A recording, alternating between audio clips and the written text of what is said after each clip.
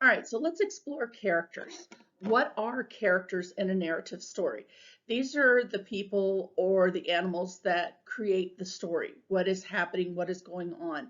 So you need to think about these five basic questions. Number one, what does the character look like? Obviously, it's very important if you think about Edward Tulane. The fact that he is a China doll rabbit was a very important part of this story because we had to get that concept of him being this fragile, stuffed, or not even stuffed, but this fragile animal, something that can easily be destroyed. So the way he looks is very important to the story because it helps us to understand his character. The second thing you need to think about is how the character behaves toward others. And with that, then how do others behave toward the character? So if we think about going back to Edward Tulane, in the beginning of the story, he didn't really care about others. Everything was all about reflecting his life. And the boys on the boat, they reacted to him as he was nothing more than a toy, something to play and throw around. And that's the way they treated him. And as such, he got lost over the side of the ship. Okay, so the way others treat them is just as important as how Edward treats the people that he meets along the way. So you have to think about these things when you're creating a story. The third question is, what does the character seem to care about? Staying with Edward Tulane, then obviously in the beginning, the only thing Edward cares about is himself. But that's one of the things that we have him growing on throughout the story. So at the end of the story, what he cares about are the people that he's met along his journey, those that he's formed a connection with. So that's a very important part of who his character is. The fourth question you need to think about is, what adjectives does the author use to describe the character's personality?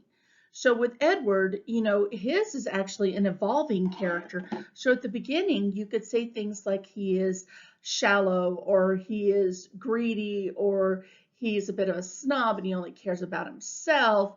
But at the end of the story, his characteristics, his traits are he's loving, he's compassionate, um, he cares about others' feelings, so he's caring. So that is a very crucial part of the story because understanding the character's personality was really what that whole story was about. And then, of course, the fifth question is, what does the character think or say? Now, Edward Tulane never truly comes out and says anything to the other characters in the book because he's just a doll. But what we hear as the audience, because we're hearing it from his point of view, we hear how his thoughts have changed throughout the story, and it has created this elaborate story that has allowed it to develop. All right, so let's look at this a little bit more when we talk about physical versus personality traits. These are things that when we're talking about physical traits, they're the things that you can see, they're the things that you can smell, they're the things that you use your five senses to determine, things that you can touch. So if somebody is old or they're fancy, meaning they like to dress up, or they're poor, or they're tall, or they're short, even something as simple, a physical characteristic trait can be if they're muscular. It can also be something, if we think about Edward, that his ears, his tail, all of those things are physical characteristics of Edward's character. Whereas if we look at the personality traits, these are the things that are on the inside that help motivate who that person is. So if they're shy, if they're happy, if they're smart, if they're greedy, and see, to me, Edward was always a little greedy with his love because he only felt love for himself. He didn't feel like sharing that love with anyone else, at least at the beginning of the book. So those personality traits, both on the outside and the inside, are very important to your character. And as such, they become something that can also change in your character. Another thing to think about, and I want you to stop for just a minute, stop the PowerPoint, and on a sheet of paper, make a list of character traits. What would you use to describe yourself? Are they physical character traits? Are they personality character traits. You know, I don't know if you're aware of this, but this is Mrs. Golden that's reading this to you. And one of the things that if I were to describe myself physically, then I know that I am got brown eyes. I know that I'm kind of short. You know, I know that I have red hair. Those are physical characteristics. Okay, now my brown eyes, I don't really change. The fact that I'm short, I definitely can't change unless I put on a pair of high heels, which are not comfortable, by the way. But the one thing I can change is that red hair. There are times that I might decide I could go blonde. So when you have a character in a story, even though you're looking at these physical characteristic traits, sometimes physical characteristics can change. Okay, personality traits have the same thing, but they're not as easy to see because they're internal. So take a minute, stop the presentation, and think about what are some of your personality traits? What are some things people say about you? Are you brave? Are you happy? Are you silly? Are you dramatic? You know, those are things that are on the inside. So if I had to describe my personality traits, then I would describe somebody who is a little goofy, but I'm also very loving. I really love the people that are around me. And I also can be, let me think, thoughtful. I'm always thinking of things, okay? I'm always thinking of a new way to do something. So those are my personality traits, and they would describe me as a character. So stop for a minute, think of your physical, think of your personality. On the bottom of this slide, once you're done, you're going to sort and think about these 4 words. Do they belong in the physical or the personality trait? Worried, helpful, young, simple. Which columns would they fall into? And then look at the words you come up with for yourself.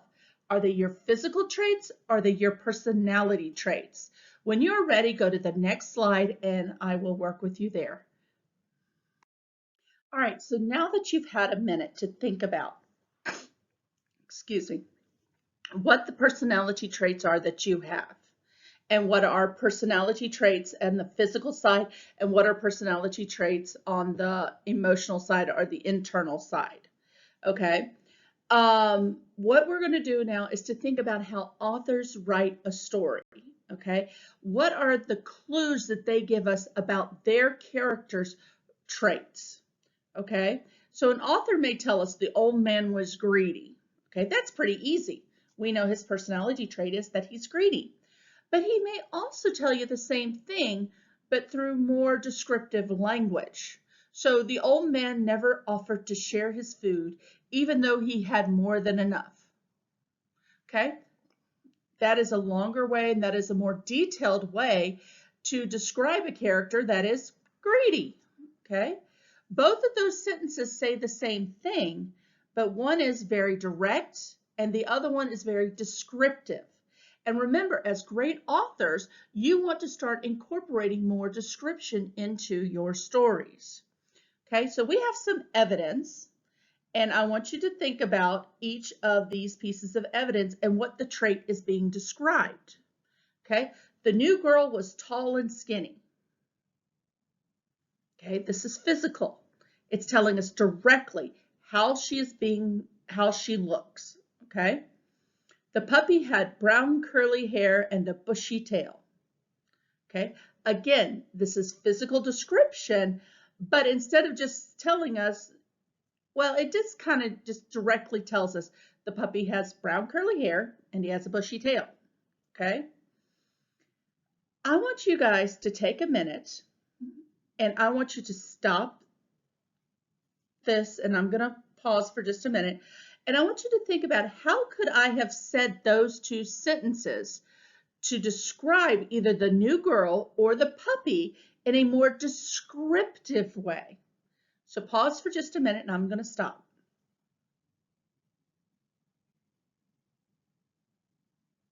All right, hopefully you took a minute and paused and you were able to come up with a sentence. So if I were to describe the new girl, and I were to do it in a more descriptive way instead of a direct way, then I could say something about The new girl was very willowy in her movements, that she could breeze through the doorway, barely ducking under. Okay, so if you're going through a doorway and you're having to duck, you're tall. Okay, so that would be an indirect way for me to have told you that she was a tall person. All right, now let's look at some personality traits. Tom was shy and never raised his hand, so it basically says Tom is shy. And as the girl walked into her new classroom, she didn't look at anyone. Okay, so these are basically saying the same thing. The new girl and Tom are both shy. But Tom is very direct. This is a direct way for us to tell you that he's shy. He just doesn't raise his hand. But the new girl walking into her classroom, she didn't look at anyone. This is an indirect way for us to tell us, because she looks down and she doesn't look at her friends. That's telling us that, oh, she's not making eye contact. She must be shy. So there are a lot of ways, and I want you to think about that today when you're doing your assignment, is think about if you're telling it in a direct or an indirect method. All right, so now let's think about how changing a character's trait can change the story. Now we see this with Edward Tulane. We saw how his character changed from the beginning of the story to the end of the story. So let's read this together. Once there was a shy little snail named Bobby. He moved very slowly, so he was scared. He wouldn't be good at any of the games his friends liked to play. He always played quietly by himself. Even when his friends begged him to join in their games, Bobby always refused. So if we're thinking about this little story, how do we describe Bobby? In appearance, he's little, he's slow, and if you think about a snail, he's probably kind of a grayish color. He has a little hard shell and he's got mucus all over his body. Those are appearance descriptions we could give him. His personality, obviously, he's not confident, he's shy, and he's probably a little scared. And, so those are things that we would use to describe his personality. So how could we just change just one of Bobby's traits, in a way that changes our story? You know what? I want to change the fact that he's scared and not confident. I want to keep everything else the same, but now I want to make him bold and I want to make him overconfident. Well, that's going to completely change my story, because he could still be a shy little snail named Bobby and he could still move slowly, but he was so bold, he would play all kinds of games with his friends. And while he may not have come in first place, they always knew when he was playing. Now, that to me sounds like that Bobby is a more happy, he's effervescent, he loves to just have fun. Whether he wins or loses, he's going to have a good time. Okay, so that one little trait, just changing it from scared to happy and excited, can change the whole meaning of this story. All right, I'll see you on the next page. All right, so let's see how someone else changed this story. And they're going to change more than the one trait. So read with me. Let's read our original story again first. Once there was a shy little snail named Bobby. He moved very slowly, so he was scared he wouldn't be good at any of the games his friends liked to play. He always played quietly by himself. Even when his friends begged him to join in their games, Bobby always refused. No, you go ahead. I'll just watch today. So we're going to change that shy and slowly. Let's see what the story says now. Once there was a friendly little snail named Bobby. He was the fastest snail around. He loved to race with his friends because he always won. Bobby couldn't wait for everyone to come out to play. He was always begging them to come out and race with him. I'll race you, he yelled, hoping someone would accept his challenge. Now, could you almost see those two characters? It's almost like they're night and day. They're total opposites, all because we changed two little traits. So that's why it's important as good authors to make sure that you really pay attention to those physical and personality traits. because they're going to make a big difference in the way the story is written. All right, so now it's your turn. You're going to go back to Canvas and you're going to write the, the story over about Bobby. Okay, instead of him being shy, we want him to be mean. So you're going to rewrite this story and change it and use some dialogue in your story that tell us that Bobby is no longer a shy little snail. He's a mean little snail. I can't wait to see what stories you come up with for Bobby today. All right, have a great day.